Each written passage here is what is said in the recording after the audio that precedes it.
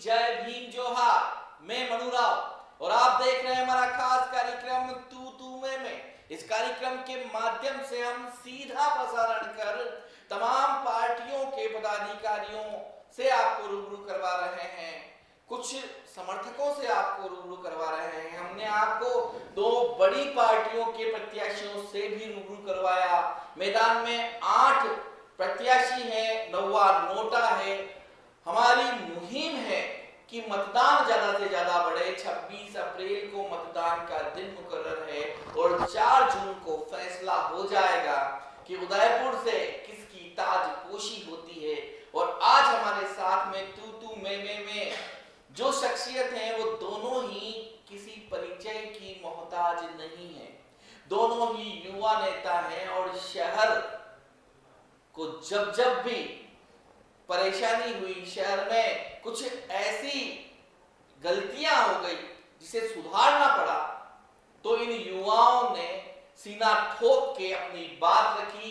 आगे भली संख्या बल कम हो लेकिन ये डटे रहे।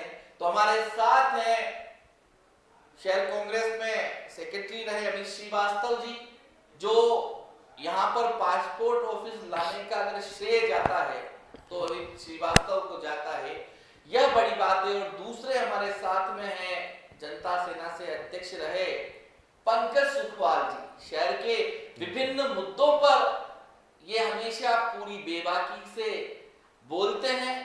भले ही गुलाबाग बचाने की बात हो, गुलाबाग बचाओ संघर्ष समिति के ये सदस्य रहे हैं, शहर के विभिन्न मुद्दों पे ये बात करते हैं। और इन्होंने बहुत कम समय मिला इनको हालांकि, लेकिन इन्होंने विधानसभा में अपनी तरफ से प्रत्याशी भी उतारा था, क्योंकि यह भी चाहते थे कि शहर को कुछ अच्छा मिले, शहर को कुछ नया मिले, और इन्होंने अपनी मेहनत पूरी की। तो सबसे पहले जाएंगे अमित श्रीवास्तव जी के पास। अमित श्रीवास्तव जी, पहले चरण के चुनाव संपन्न हो गए, वोटिंग कम होने के पीछे के कारण आप क्या मानते हैं? देखिए मनोज जी, पहले तो सभी उदयपुर वासियों को और आपके चैनल के माध्यम से जो दर्शक देख रहे हैं उन सबको हनुमान जन्मोत्सव की हार्दिक बधाई और शुभकामनाएं देता हूं। और आपको भी धन्यवाद देता हूं कि आपने शहर के युवाओं को मौका दिया अपनी बात रखने का अपने मंच पे। वोटिंग परसेंटेज का जो प्रमुख कारण होता है कम होने का, जो सत्ता पक्ष है, या तो उससे जनता की नाराजगी है पहली चीज, या दूसरा कारण ये होता है कि वो किसी को पसंद नहीं कर रहे हैं, ये कारण है। लेकिन जहां भी वोटिंग परसेंट कम हुआ, आप यहाँ देखिए, यहाँ के सांसद लापता रहे, जहां पे जो वादे किए गए थे केंद्र की सरकार, मोदी सरकार द्वारा, वो डिलीवर नहीं हुए। राजस्थान में 52% वोटिंग रही। हम देख ही रहे, एक पर्ची सरकार चल रही है पिछले 3 महीने से, और उससे पहले जो वादे किए गए, जो दावे रखे गए, वो सब जमीन पे कहीं दिखते ही नहीं है। आप कह रहे हैं 80 करोड़ लोगों को राशन बांट दिया, पॉसिबल है क्या 80 करोड़ लोगों को राशन बांटना? तो कहीं ना कहीं झूठ जुमला बोल के लोगों को बहकाया जा रहा है। तो ये जनता आप समझ रही है, देख रही है। हम बात करते हैं महिला हिंसा पे, इतने बड़े बड़े बैनर पोस्टर लगाए गए, बातें की गई। जब मणिपुर जल रहा था, 2 समुदाय लड़ रहे थे, तो क्यों हमारे देश के होम मिनिस्टर और प्रधानमंत्री अपील नहीं कर पाए कि आप शांति बनाए रखिए? बस इतिश्री कर ली, क्यों? कि वो छोटा राज्य है, वहां लोकसभा की इतनी सीटें नहीं है। तो ये बात ये दर्शाती है कि आपसी स्वार्थ की और सीटों की राजनीति, कैसे भी आपको पावर में रहना है। यही घटना मैं नहीं चाहता ऐसा हो, लेकिन अगर ये कहीं यूपी अगर होती ना कहीं, और उत्तर प्रदेश या बड़े जहां 80 से लोकसभा सीट है, तो पूरी बीजेपी वहां आधुमकती। तो तीसरी प्रमुख बात बताऊं, इन्होंने कहा महंगाई, रोजगार दे देंगे, 2 करोड़ युवाओं को रोजगार देंगे। मैं कहता हूं चलो 2 करोड़ को रोजगार मत दो, आपने 20 लाख को भी रोजगार डिलीवर नहीं कर पाए। आप कहते हो पकौड़ा तलना भी एक रोजगार है। मतलब आपकी जो सोच है वो इसी बात से चलाती है। आप युवाओं को मोटिवेट करने की बजाय इसी बात करें कि तेरे कुछ नहीं हो पकौड़ा तल ले। अब चलो उनकी बात मान के कोई उदयपुर का युवा पकौड़े की दुकान लगा ले तो नगर निगम की जेसीबी आ जाएगी। तो कहीं ना कहीं जनता खुद को ठगा सा महसूस कर रही है। उसी का परिणाम है कि ये वोटिंग परसेंटेज गिरा है, और भाजपा को जो कोड वोट पड़ता था वो नहीं पड़ा है। और आप एक बात मानिए, भ्रष्टाचार की बात इन्होंने की। आप जितने भी भ्रष्टाचार पे जिस पे आप आरोप लगाते हैं, शुभेंदु अधिकारी हो पश्चिम बंगाल से, चाहे महाराष्ट्र से अजित पवार हो, चाहे हेमंत जी बिस्वा हो असम से, जब वो बीजेपी में शामिल हो जाते हैं तो क्यों उनकी जांचें बंद हो जाती है? तो कहीं ना कहीं ये सिर्फ आप देश में माहौल बनाने के लिए कहते हो कि जो कांग्रेस में है, विपक्ष में, वो भ्रष्टाचारी है। एक बार वो हमारी तरफ आ जाए तो उसके सारे दाग धुल जाएंगे, उसकी जांचें बंद हो जाएगी। चंदा लेने की बात है, इलेक्ट्रॉनिक बॉन्ड जो अभी आपने देखा सबसे बड़ा, मैं कहता हूँ तथाकथित घोटाला ही है। ये कहते हैं हम गो भक्त हैं, गो रक्षक है। बीफ का निर्यात करने वाली जो कंपनियां हैं उनसे आपने 200 करोड़ चंदा ले लिया। आप ये सोचिए भैया कि आज आपसे मैं चंदा मांगने हूं, आप मुझे 200 रुपए भी तब दोगे जब आपने 1000 रुपए कमाए होंगे, तो आप 200 रुपए चंदा लो। जिस कंपनी ने 250 करोड़ 200 करोड़ चंदा दिया, उसने कितनी गाय काटी होगी, कितना पैसा मुनाफा उसने कमाया होगा, उसने 200 करोड़ चंदा दिया। तो मैं सबको कहना चाहूंगा, अगर आप मन से गो रक्षक हो तो ऐसी भारतीय जनता पार्टी जो गो हत्यारी में शामिल है उनको कभी वोट मत दें। क्या कहेंगे पंकज जी सुखवाल आप, वोटिंग परसेंटेज कम होने के पीछे के कारण आपकी मन से क्या हो? देखिए, कहीं ना कहीं आम चुनाव के दरमियान जनता ने देखा है कि जो डिलीवरी हमारे लिए होनी थी वो केंद्र सरकार ने नहीं की है, और उसके लिए मैं एक आम नागरिक के नाते बोल रहा हूं, लेकिन कांग्रेस पार्टी भी उतनी की उतनी जिम्मेदार है, क्योंकि इन्होंने एक सकारात्मक विपक्ष की भूमिका पिछले 10 सालों में नहीं निभाई है। हाँ, इनका नेता लड़ रहा है, इनका नेता राहुल गांधी न्याय यात्रा निकाल रहा है, लेकिन जहां जमीनी लेवल पर कार्यकर्ता को मोहल्ले मोहल्ले घूमना चाहिए था, वो विपक्ष की भूमिका निभाने में कहीं ना कहीं ये लोग विफल रहे हैं। और आज की तारीख में एक तो गर्मी यहाँ है, शादियां बहुत है, और बहुत से लोगों ने ये जो वर्तमान राजनीतिक परिदृश्य चल रहा है उसको देखते हुए नोबडी अबव ऑफ देम को चुन लिया है शायद। इसलिए अगर इतना वोटिंग परसेंटेज डाउनफॉल आता है तो कहीं ना कहीं लोकतंत्र के लिए चिंता का विषय है। हाँ, इसको आगे बढ़ाने के लिए क्या किया जाए? देखिए, दोनों दलों को पूरा जोर लगाना चाहिए। इलेक्शन कमीशन को अपने इवेंट्स और बढ़ाने चाहिए। इस बार इलेक्शन कमीशन भी इतना सक्रिय नजर नहीं आ रहा है जितना नजर आता है अमूमन हर बार, लेकिन चुनाव ऑटो मोड पर चल रहा है, जैसे कोई गवर्नमेंट की मशीनरी दिख नहीं रही है, और यही कारण है कि इस बार इलेक्शन का जो वोटिंग परसेंटेज है वो गिरा है। अमित श्रीवास्तव जी, पहले चुनाव हुआ करते थे, तो पहले कई चुनाव आपने देखे हैं, तो उन चुनावों में एक जोश हुआ करता था। इन दिनों चुनाव सिर्फ सोशल मीडिया पर बंद के रह गए या टीवी मीडिया की डिबेटों के आधार पर रह गए, शहर बाजारों में हमें देखने को नहीं मिल रहा, क्या कहेंगे? बिल्कुल सही बात है, क्योंकि जो नेता है पहले वो इस सोशल मीडिया को कम और जनता के बीच जाने को ज्यादा प्राथमिकता देते थे, लेकिन अभी सोशल मीडिया प्रचार का माध्यम ज्यादा हो गया, तो बड़े नेताओं ने भी खुद को सीमित कर लिया है कि सोशल मीडिया के माध्यम से अपील कर ले, ट्विटर फेसबुक के माध्यम से अपने रील्स चला ले। तो उसी को देखते हुए जो नई युवा पीढ़ी आ रही है वो भी सोशल मीडिया तक सीमित हो गया। तो कहीं ना कहीं ये मैं इसको अच्छा नहीं मानता हूँ। जनता के बीच जाना, जनता के बीच घूमना, उनकी बातों को सुनना, भले वो दो कड़वी बात बोले उसको समझना, तभी यही लोकतंत्र का मैं मानता हूँ हिस्सा है, लेकिन ये सोशल मीडिया तक ही सीमित हो गया सत्य।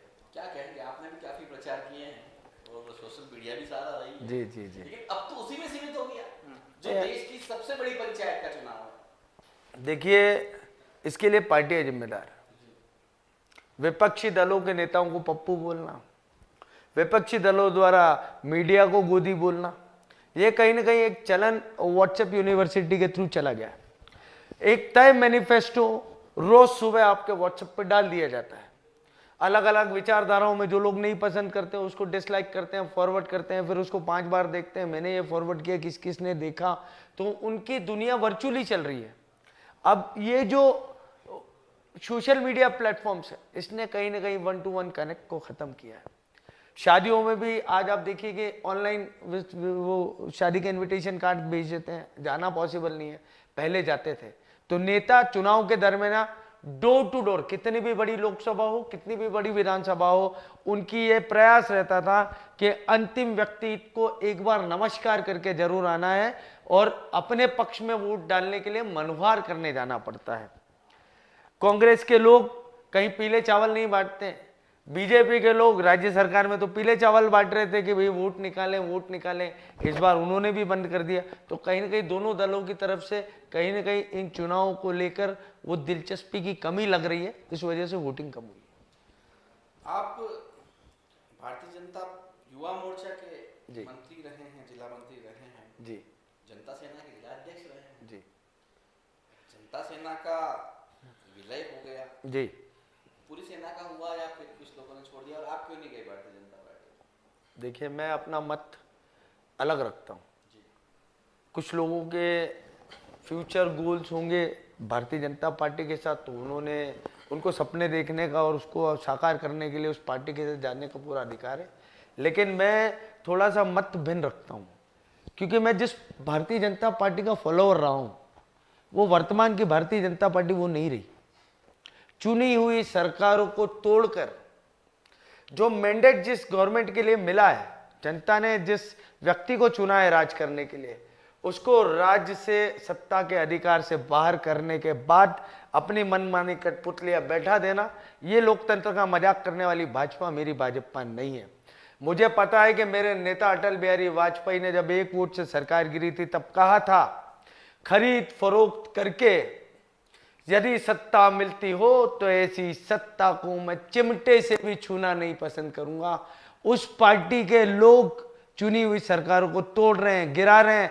जमाने भर के भ्रष्टाचारी, 60,000 करोड़ का घोटाला अजीत पवार पर, हेमंत विश्व शर्मा शारदा चिटफंड घोटाले के आरोपी, कभी सोनिया गांधी जी को राष्ट्रमाता का दर्जा दिलवाने के लिए दौड़ रहे थे, आज मुख्यमंत्री बन गए इसलिए भर भर कर गालियां दे रहे हैं। सत्ता प्राप्ति के लिए निकृष्टता के निम्नतम उदाहरण पेश करती भारतीय जनता पार्टी मेरी पार्टी नहीं, और वर्तमान परिदृश्य में भारतीय जनता पार्टी के साथ मैं नहीं जा सकता। और मुझे राम का नाम लेने के लिए भारतीय जनता पार्टी के सर्टिफिकेट की तो कम से कम आवश्यकता नहीं है। हर मंगलवार सुंदर कांड का पाठ करता हूं, सुबह मंदिर जाए बिना, हनुमान जी को माथा टेके बिना दिन शुरू नहीं करने वाला पंडित व्यक्ति हूं। भारतीय जनता पार्टी सर्टिफिकेट जारी करेगी तो हिंदू बनूंगा, ये सोचने वाले लोग कहीं ना कहीं आस्था के साथ मजाक कर रहे हैं। आप क्या कहेंगे धर्म की राजनीति? बिल्कुल, आप ये बताइए कि राम की उंगली पकड़ के पोस्टर आप सोशल मीडिया पे डाल रहे हो, इससे निष्कृष्ट बात क्या हो सकती है? जिसने सृष्टि रची, जो हम सबको लाए हैं, उनको उंगली पकड़ के हम उनके घर ले जाएंगे? तो कहीं ना कहीं धर्म के, आप देखिए, धर्म के नाम पे राम मंदिर हमने बनाया जी, न्यायपालिका में विचाराधीन मामला था, न्यायालय ने स्पष्ट आदेश दे दिया कि मंदिर का निर्माण वहां होगा। जो भी सरकार होती है उसको मंदिर बनाना था, क्या न्यायालय की अवमानना कोई कर सकता है क्या? लेकिन सिर्फ राम के नाम पे वोट बटने के लिए आज भी आप देखिए चुनाव में मुद्दे गौण है, सिर्फ राम मंदिर के नाम पर वोट मांगे जा रहे हैं, और M for Muslim, M for मस्जिद, और इस M फॉर ये मनी के ऊपर ये चुनाव लड़ रहे हैं। मैं इनसे डिफरेंशिएट करता हूं इसको, क्योंकि आपके लिए भी तो हिंदू अछूत है। देखिए, आपकी पार्टी के नेता ये परसेप्शन सेट करते हैं बार बार, आप कुछ भी बोले, आपको ये समझना पड़ेगा, आपको एक लाइन लेनी पड़ेगी। राजनीतिक पार्टियां किसी धर्म विशेष की नहीं हो सकती, चाहे भारतीय जनता पार्टी हिंदुत्व की ठेकेदार नहीं है, ठीक है भाई साहब? तो कांग्रेस पार्टी हिंदुत्व का इतना प्रखर विरोध करेगी, इतना प्रखर विरोध करेगी कि दरकिनार कर दी जाएगी।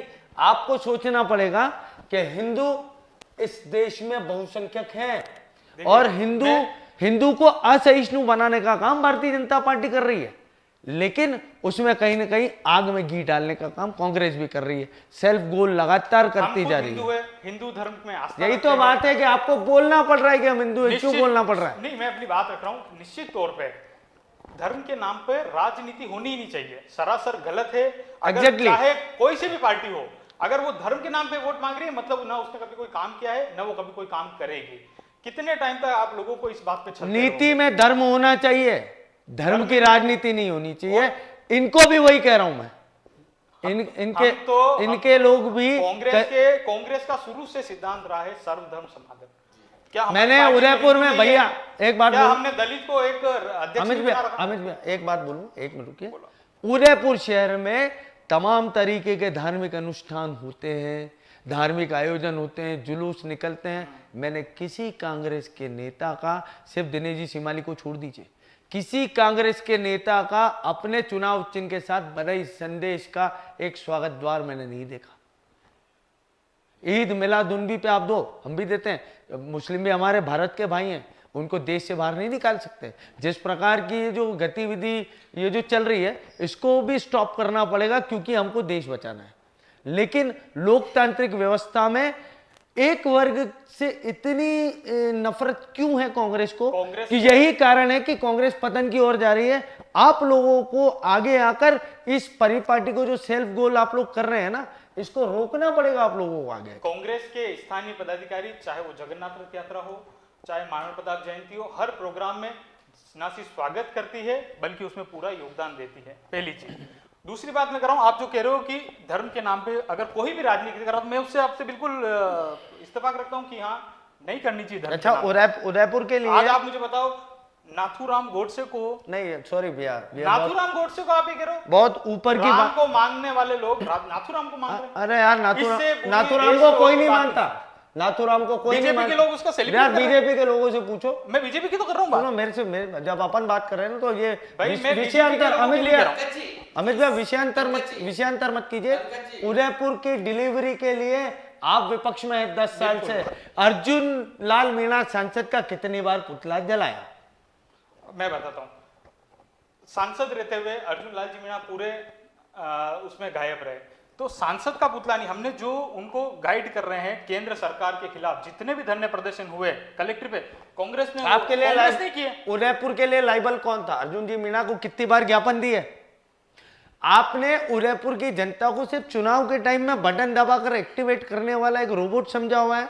जनता की इंटरनेशनल एयरपोर्ट की मांग को लेकर हमने ज्ञापन दिया, अर्जुन जी मीणा को नहीं दिया, लेकिन उड्डयन मंत्री जब आए तो उनको दिया, कलेक्टर के माध्यम से भेजे, तो इंटरनेशनल एयरपोर्ट कर दिया ना। नहीं हुआ ना। यही तो बात हो रही है, भाजपा ने सिर्फ उदयपुर को छला है, यही तो बात हो रही है। ना इंटरनेशनल एयरपोर्ट आया जो सांसद वर्ग था, ना पासपोर्ट जो अपना लघु सेवा केंद्र है वो अपग्रेड हुआ, वो कोटा चला गया इनकी उदासीनता की वजह से।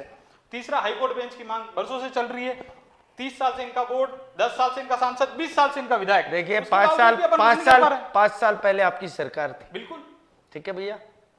आपके यहाँ पे प्रभारी मंत्री कई बार आए होंगे, आए, कितनी बार हमारे उदयपुर शहर के वकीलों के साथ आपका कोई प्रतिनिधिमंडल गया? मैं गवाह हूं, सुनिए। मैंने खुद धरना दिया कोर्ट के बाद, मेरी बात वकीलों के साथ। मेरी बात सुनिए। धरना देना सरकार में होते हुए, सरकार में होते हुए धरना देना, ये हाईकोर्ट बेंच उदयपुर को मिलनी चाहिए। ये छलावा है। सरकार के लोग, सरकार की पार्टी के लोग कोई सड़क पर धरना दे रहा है, तो फिर सरकार में आपकी स्वीकार्यता नहीं थी, आपकी भागीदारी नहीं थी उदयपुर की, फिर काहे को राजनीति करते हो? देखिए, उदयपुर की मांग जब भी होती है, चाहे वो हमारी सरकार हो चाहे हम विपक्ष में हो, सही के साथ खड़े रहना, मैं उसको ये मानता हूँ, वही नेता है, अरे भैया, वही कार्यकर्ता है, पिछले वही 10 उदयपुर का चिंतक है। पिछले अब चलिए एक सवाल, नया सवाल है जी। 30 सालों से निगम में भारतीय जनता पार्टी का बोर्ड, जी 30 सालों से पक्ष विपक्ष दोनों की बात करें, जी, क्या मानते हो उदयपुर का विकास हुआ? कुछ भी नहीं हुआ। उदयपुर के हाथ में नील बटा 0, और उदयपुर की जनता बेचारी उम्मीद भरी नजरों से हर चुनाव में देखिए इस बार तो कुछ करेंगे। आयड़ का 4 किलोमीटर का कैचमेंट का टुकड़ा है, क्या करना है? दोनों तरफ से खुलवा कर जो उसका डूब क्षेत्र है, जो बहाव क्षेत्र है, एक्चुअल बहाव क्षेत्र, वहां तक के अतिक्रमण को मुआवजा देना पड़े तो मुआवजा दो, नियमों के विपरीत है तो डंडे दे के हटाओ, लेकिन आयड़ के लिए कुछ तो कर लो। हजारों हजार करोड़ खाने के बाद, डकारने के बाद, वहां जाकर अगर पैसे नहीं मिल रहे हो तो हमारे नेता वहां जाके अधिकारियों से लंबा लेट करते हैं, कंपनी का बराबर क्यों नहीं आ रहा है, ठीक है, उसके लिए लड़ने चले जाएंगे। लेकिन एक्चुअल में आयड़ के लिए छोटी हरण बनानी है आपको, इतना बड़ा खोलने के बाद गार्डन बनाकर बीच में एक नाली जैसी हरण आयड़ बनाना चाह रहे हो, ये वेनिस बनेगा? क्या विजन है? कुछ विजन नहीं है इन लोगों का। 30 साल से उदयपुर को लूट कर क्षणे क्षणे क्षणे क्षणे खा रहे हैं लोग दीमक की तरह। उदयपुर की जनता को समझना पड़ेगा कि आपके हक के लिए, आपकी डिलीवरी के लिए, और कांग्रेस को समझना पड़ेगा कि 30 साल से बाहर क्यों बैठी है, आपसी सिर फुटबल में ही व्यस्त है, कोई रचनात्मक विपक्ष का काम नहीं किया। मुझे बहुत गर्व है, मनु भाई आप गवाओ, मैं जनता सेना का जिला अध्यक्ष था, 150 से ज्यादा मोर्चे नगर निगम के खिलाफ, 15 से ज्यादा बार अलग अलग समिति के अध्यक्षों के पुतले हमने विभिन्न चौराहे पर जलाए हैं। भारतीय जनता पार्टी जब उदयपुर में धिक्कार यात्रा कौन सी यात्रा थी इनकी, उनके अगेंस्ट हमने लोकल लेवल पर इनकी धिक्कार यात्रा निकाली। क्यों? क्योंकि नगर निगम में हर बार छलावा, ट्रिपल इंजन की सरकार चल रही है, लेकिन हमारे घर के बाहर नाली निकाल के गया, 5 दिन से आदमी कचरा सड़ान मार रहा है।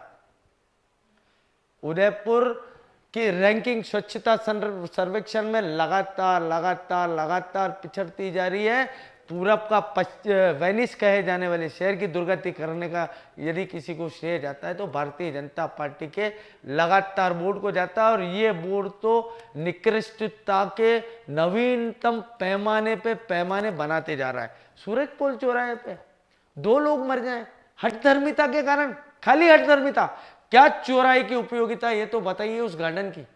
बॉटल नेक बना रखा है आपने, लोग मर रहे हैं। जनता, आपने हस्ताक्षर अभियान चलाए, हमने वहां पे पुष्कार्ड अभियान चलाए, वहां पे धरने प्रदर्शन गौरव ने दिए। कांग्रेस पार्टी भाजपा पार्टी के कोई लोग अलग नहीं है, हम लोग उदयपुर के लोग हैं।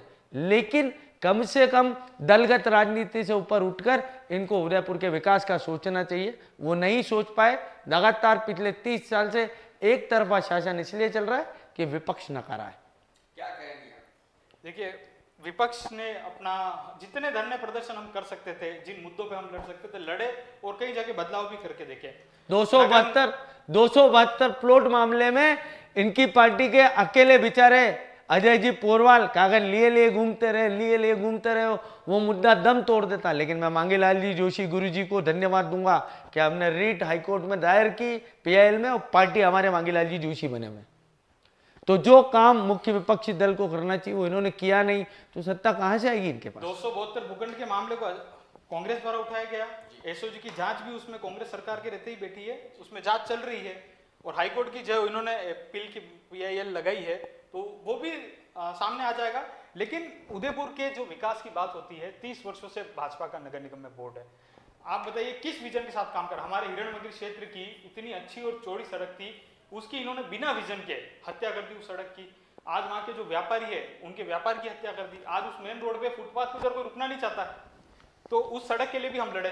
लेकिन जो मैंने कहीं लड़ाई नहीं देखी इनकी लड़ते हुए। इनको सड़क पर जन आंदोलन जो करना चाहिए वो करने में फेल है ये लोग, क्योंकि ये आपसी लड़ाई से ऊपर ही नहीं उठ पा रहे। गुलाबाग के लिए जब संघर्ष की बात आई तब हम खड़े थे। सूरजपोल चौराहे को जिस प्रकार से चौड़ा किया गया, उस सूरजपोल चौराहे की भी हत्या कर दी गई, इतना चौड़ा बना के उसको। उसके लिए कांग्रेस लड़ी, चाहे हमारे पार्षद हो, चाहे जो पार्षद नहीं पदाधिकारी हो, जिला अध्यक्ष हो, सभी ने नगर निगम में लड़ाई लड़ी, धरने दिए। लेकिन जो इनकी बीजेपी का हठधर्मिता है, अहंकार है, इन्होंने मान लिया विपक्ष जिस बांग को उठाएगा वो काम अपनों को अब करना ही नहीं। इस वजह से ये काम अदरजुल में चल रहा है। 10 सालों के अगर लोकसभा की ये बात करें तो अर्जुन जी के कामों को क्या मानते हैं?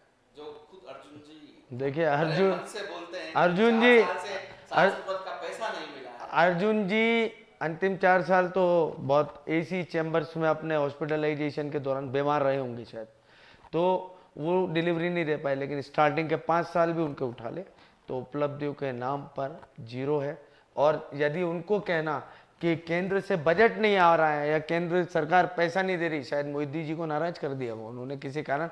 लेकिन इनकी आपसी रस्साकसी में उदयपुर की जनता के 10 साल बर्बाद हो गए सब।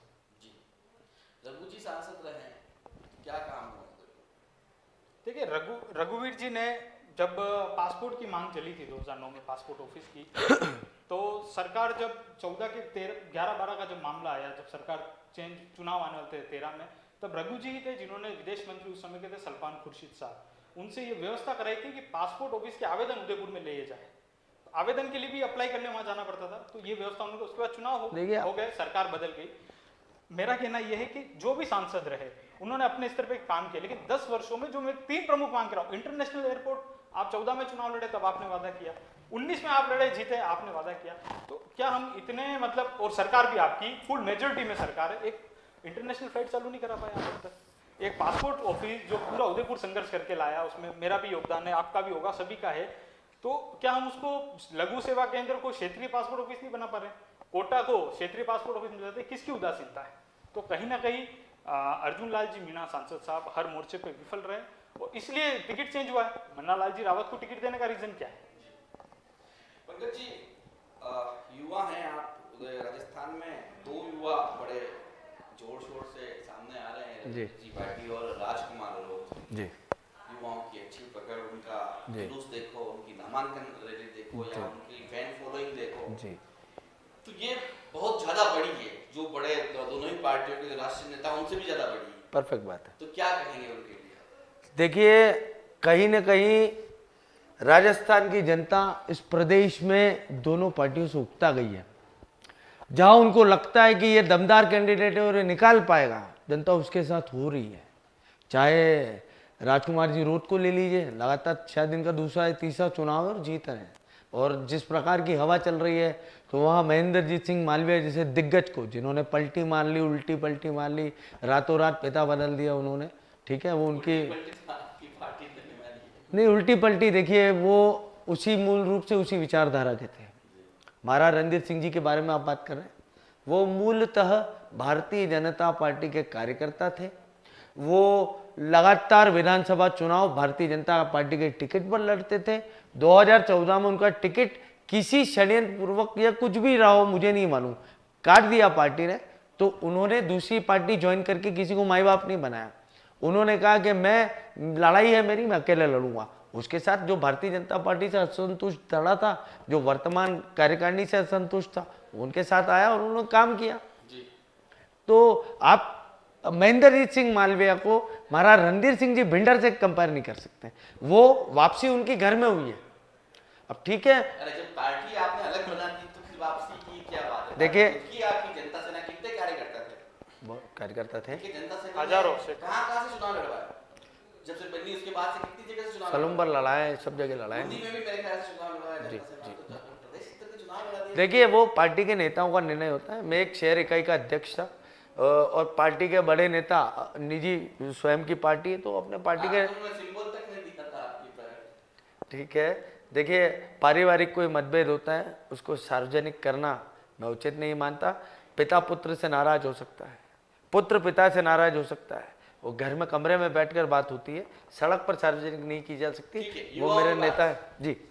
युवाओं की बात हो रही थी, युवा के लिए आप क्या कहेंगे? दो युवा शहर के मध्य प्रदेश के जो बड़ा नाम करा रहे हैं, फैन फॉलोइंग उनकी जी, तो उनके बारे में क्या कहेंगे? देखिए रविंद्र सिंह भाटी तो पूर्व में भी JNU यूनिवर्सिटी के छात्र संघ अध्यक्ष रहे केंद्रीय, तो उनकी फैन फॉलोइंग को उन्होंने मेंटेन रखा, रिटेन करके रखा, और अदम्य साहस को उस व्यक्ति को मैं बहुत साधुवाद देता हूँ कि भारतीय जनता पार्टी ने उसके साहस को कुचलने का बहुत प्रयास किया। वो गया था विचारधारा के नाते कि मुझे भारतीय जनता पार्टी से टिकट चाहिए, छिताऊ कैंडिडेट था, नहीं माने, हठधर्मिता की, सीट खोनी पड़ी। वही लोकसभा में उनके नेताओं ने उसका अपमान किया, जो विधानसभा में अपमान किया था कि 2-4 लोग हैं और घूम फिर के आ जाएगा। वरिष्ठ नेताओं को सोचना चाहिए कि प्रतिभाशाली व्यक्ति को पहचाने। वो प्रतिभावान था, उस व्यक्ति ने अपना अपने रास्ता निकाल लिया और आगे बढ़ गया। मैंने कभी चुनाव लड़ने का नहीं सोचा आज तक, लेकिन अब मैं सोच रहा हूँ कि मुझे इस दिशा में काम करना चाहिए। तो देखिए भगवान एकलिंग नाथ की कृपा रहेगी तो कुछ न कुछ हम भी उदयपुर में करेंगे। राजकुमार रोत अपनी जगह बहुत अच्छा कर रहे हैं, लेकिन पार्टी है उनकी भारतीय आदिवासी पार्टी, उनका एक मैनिफेस्टो, उनकी एक विचारधारा है, उस पर चल रहे हैं। भविष्य किस पार्टी की ओर देखते हैं? एकला चालो रे। अमित जी आप बताइए, दोनों ही युवा जो एक 25 साल का, 27 साल का, क्या आप क्या मानते हैं? बिल्कुल निश्चित तौर पे दोनों ने अपनी मेहनत के दम पे यहाँ तक पहुँचे हैं। और रविंद्र जी भाटी के लिए मैं कहना चाहूँगा कि उन्होंने जो हिम्मत की निर्दलीय लड़ने की, JNU छात्र संघ में उनका ABP टिकट का निर्दलीय लड़े, जीते। फिर विधायक का टिकट मांगा, उन्होंने नहीं मिला, निर्दलीय जीते। तो कहीं ना कहीं एक युवा जब पूरी ताकत से मैदान में उतरता है तो ऐसे रिजल्ट आना कोई वो बड़ी बात नहीं है। उन्होंने बहुत अच्छा किया और अभी सांसद का चुनाव लड़ रहे हैं, देखते हैं क्या होता है। राजकुमार रोत साहब की जो बात है, एक तीसरी पार्टी बाप बना के और 64,000, मेरे ख्याल से राजस्थान की दूसरी सबसे बड़ी जीत उन्हीं की थी, दर्ज करना, और उसके बाद सांसद में मालवीय साहब के सामने मजबूती से चुनाव लड़ना अच्छी चीज़ है। और मैं तो मानता हूँ ऐसे और युवाओं को आगे आना चाहिए, और हम भी मेहनत कर रहे हैं। अब देखो अर्जुन तो कम कर्म करेगा, जीत हार का फैसला माधव करेगा। पंकज जी, युवाओं की अगर बात करें, भारतीय जनता युवा मोर्चा जी को अभी तक अपना अध्यक्ष नहीं मिला है, ठीक है। देखिए अब यूथ कांग्रेस की बात करें तो उनके इलेक्टेड अध्यक्ष को होल्ड आउट कर दिया जाता है पूरी कार्यकारिणी को। तो ये युवाओं की प्रतिभा या युवाओं के जोश को खत्म करने वाली चीज है। देखिए मैं बताता हूँ, दोनों पार्टियों में बहुत अंतर विरोध है। भारतीय जनता पार्टी ने नीतियों में इतना परिवर्तन कर दिया, अपनी विचारधारा, अपनी सुचिता, अपनी ईमानदारी सब खूंटी पर टांग दी है। वो उनकी सुविधा के अनुसार वहाँ से खूंटी से ईमानदारी उतारते हैं, पहन लेते हैं, फिर लटका देते हैं, गंदी नहीं हो जाए, ठीक है साहब। वो सुविधा अनुसार काम करते हैं। 2 धड़े, 3 धड़े, 4 धड़े, 5 धड़े गुटों में बट गई पार्टी। भारतीय जनता पार्टी का कार्यकर्ता खुद असमंजस में है कि भाई फलाना जीरी जे बोल दूंगा ना मन हटे वार्ड में जीवा नहीं देगा, ये नेता यार हमारा मंडल अध्यक्ष जी वहीं गुट रहा है, हमारे भी वहीं गुट रहा है, मन करते जानो है। तो ये कन्फ्यूजन है कांग्रेस पार्टी में। तो नीतिगत जो दोष है कि युवा विंग को इलेक्ट करवा के आप उसके मन में बड़े नेताओं के प्रति अनादर का भाव वैसे ही भर रहे हो। अगर मनोनीत करके देंगे आप तो बड़े नेताओं को मानेगा कि इसने मुझे बनाया है, जुबिलेशन आएगा, बॉन्डिंग बनेगी, नेताओं का बड़े नेताओं का सम्मान होगा। बड़े नेता कुछ बोलते हैं, युवा टीम बैठी है और वो कहते हैं अरे हम तो चुनाव लड़ के आए भैया, पैसा खर्च करके आए, क्यों उनको नमस्ते करेंगे। तो ये एक नीतिगत परिवर्तन है, ये कांग्रेस को सबसे पहले चेंज कर लेना चाहिए। क्यों? क्योंकि बीजेपी के लोग भी उनको वोट कर देते हैं जब उनके, यही एक प्रक्रिया होती है कि 50-60 रुपए कुछ दे के और वोटिंग होती है। एक्चुअल कांग्रेस के जो सेकंड लाइन लीडरशिप डेवलप नहीं होने का कारण, कांग्रेस के विलुप्त होने का कारण यही है कि नेचुरल और नैसर्गिक प्रतिभाओं को आगे नहीं आने दिया जा रहा है। जी, क्या कहेंगे अमित जी? देखिए, युवा मोर्चा की भी बात करें और यूथ कांग्रेस की भी बात करें, ये दोनों युवा ही हैं। अगर कोई राजनीति के फील्ड में जाना चाहेगा तो राष्ट्रीय पार्टी में अगर देखें दोनों पार्टियां तो उसी में जाएगा। देखिए युवा मोर्चा वाले अपना अध्यक्ष भी नहीं बना पा रहे, ये तो हमारी समझ से भी परे और ये इनके संगठन का मामला है। कहीं ना कहीं इनके गुटबाजी इस चरम पे होगी कि डिसीजन नहीं ले पा रहे। यूथ कांग्रेस की जहाँ तक बात है कि ये एक चुनावी प्रक्रिया, हमारी पार्टी लोकतांत्रिक तरीके से सबको डिसीजन लेती है। तो इस लोकतांत्रिक प्रक्रिया के तहत ही किसान और कमजोर वर्ग के लोग जो है वो राजनीति में, आज हमारे मुकेश दिवाकर यूथ कांग्रेस के प्रदेश अध्यक्ष बने, उसी के बाद वो राजस्थान में विधायक का चुनाव भी लड़ पाए। तो वो कोई अपने बैकग्राउंड में उनके कहीं भी पॉलिटिक्स नहीं है। लेकिन ये लोकतांत्रिक, अगर मनोनीत की बात होती तो उन्हें नेताओं के धोख लगने पड़ते, नेताओं को पूछना पड़ता, तब वो कहीं सचिव महासचिव या ऐसे मनोनीत हो पाते हैं और नेता अपने बेटों को आगे बढ़ा पड़ते हैं। लेकिन कांग्रेस में ऐसा नहीं है। लोकतांत्रिक प्रक्रिया के तहत कोई भी चुनाव लड़े, मजबूती से आगे आए और जिसको युवाओं का आशीर्वाद मिलता हो, अध्यक्ष बनता हो, काम करता है। जी, अंतिम समय है, समय की सीमा है, अंतिम सवाल, मतलब सवाल आपकी अपील से पहले कुछ कहना चाहते हैं? देखिए, उदयपुर के जागरूक जनता से एक बार पुनः अपील करना चाहता हूँ। पिछले 10 साल का कार्यकाल देखें, आपके लिए जो इनके वादे थे, अच्छे दिन के जुमले, अच्छे दिन की बातें थी। मैं भी 120 रुपये में शायद पेट्रोल भरवा रहा हूँ, जेब से पैसा जाता है, दुख होता है। 35 रुपये पेट्रोल के वादे थे, बहुत सारी चीज़ों के वादे थे। अच्छे दिन आने वाले हैं, बुरे दिन जाने वाले हैं, महंगाई की मार, दाल 150 पार है भाई साहब, राशन की लिस्ट जब पकड़ाते हैं तो दुख होता है। लेकिन वो सब चीज़ें गलत है। मुझे कांग्रेसी समझ लेंगे इस अपील पे। वास्तव में जनता की जो पीड़ा है, ना तो मैं कांग्रेस का हूँ ना भाजपा का हूँ। भाजपा और कांग्रेस आई चोर चोर मुसेरे भाई, ये लोग दोनों मिलकर उदयपुर भारत के जो संसाधन है उन पर अपना अधिकार जमा कर बैठे हैं। जनता को कुछ देने को तैयार नहीं है। आम जनता रोजमर्रा की लड़ाई के लिए पिस रही है। आपको याद रखना होगा वोट देते समय कि किस प्रकार से टोपले उछाले गए, किस तरीके से डब्बे फेंके गए, और आपको वोट करते हुए ये भी सोचना होगा कि किस प्रकार से कांग्रेस की राष्ट्रीय नीति एक वर्ग विशेष के खिलाफ लगातार काम करती है। तो साम्यवादी ताकतों के लिए आपको सोच समझकर, आपको विवेकपूर्ण होकर सारा आकलन करके वोट डालना है। और सबसे बड़ी बात, वोट आपका सबसे बड़ा अधिकार है। ये 5 साल में एक बार आपको मौका मिलता है कि आप अपने भाग्य के विधाता स्वयं बने। इसलिए ऐसे नेता जो आपसे कन्नी काटते हों, ऐसे नेता जो पूरे कार्यकाल के दरमियान आपको शक्ल नहीं दिखाते हो, ऐसे नेता जिनका आप नाम तक नहीं जानते हो, किसी भी छलावे में आकर, किसी भी लालच प्रलोभन में आकर वोट नहीं करें। पूरे विवेक के साथ सोच समझकर वोट करें और अपना वोट अवश्य करें। धन्यवाद। जय हिंद, जय भारत, जय एकलिंग, जय मेवाड़। अमित जी, आप क्या कहेंगे? सबसे पहले तो सभी को 26 अप्रैल को मतदान जरूर करना है, चाहे आप किसी भी पार्टी को मतदान दें। दूसरी चीज, मतदान मत करने से पहले अपने घर की गैस की टंकी को देख के जाएं। गाड़ी में बैठे, गाड़ी में पेट्रोल पंप जाएं, पेट्रोल पंप पे देखें कि कितने रुपए का आप पेट्रोल भरा रहे हैं। उसके बाद मतदान केंद्र पर। और जो यही समय है जब हम देश के 5 साल की बागडोर किसी के हाथ में देने वाले हैं। उदयपुर के लिए सांसद ने क्या काम किए, उदयपुर को क्या बेहतर मिला, वो आकलन करने के बाद, और देश में जो महंगाई की, बेरोजगारी की, जो मुद्दे, जो वादे इन्होंने किए थे, उन सब पे ये खरे उतरे हैं क्या, उसका आकलन करने के बाद वोट करें। और मैं आप लोगों से एक बार पुनः निवेदन करूंगा कि पढ़े लिखे एक IAS अधिकारी ताराचंद जी मीणा हमको कैंडिडेट के रूप में और मिले, मैं आप उनको वोट देकर और विजय करें। और मैं भगवान से प्रार्थना करता हूं कि उदयपुर में कांग्रेस के लोग सकारात्मक विपक्ष की भूमिका निभाएं, निश्चित तौर पे ठीक है। उदयपुर और से भी- इनसे मैं सद्बुद्धि के लिए प्रार्थना करूंगा कि इनके नेताओं को थोड़ी सद्बुद्धि दें। धन्यवाद। तो ये थे पंकज जी सुखवाल और अमित जी श्रीवास्तव, जिन्होंने अपनी बात पूरी बेबाकी से लिखी। हमारी मुहिम सिर्फ इतनी है कि 26 अप्रैल को मतदान ज्यादा से ज्यादा हो और उदयपुर लोकसभा सीट पूरे देश में एक अलग रूप में जानी जाए कि इस लोकसभा में इस क्षेत्र में सबसे ज्यादा मतदान हुआ है, लोगों ने घरों से निकलकर मतदान किया है और अपने मनचाहे प्रत्याशी को चुना है। आप किसे भी चुने, 8 उम्मीदवार मैदान में है, 9वां नोटा भी है, वोट जरूर दे, किसी को भी दे, बटन दबाने जरूर पहुंचे। नमस्कार।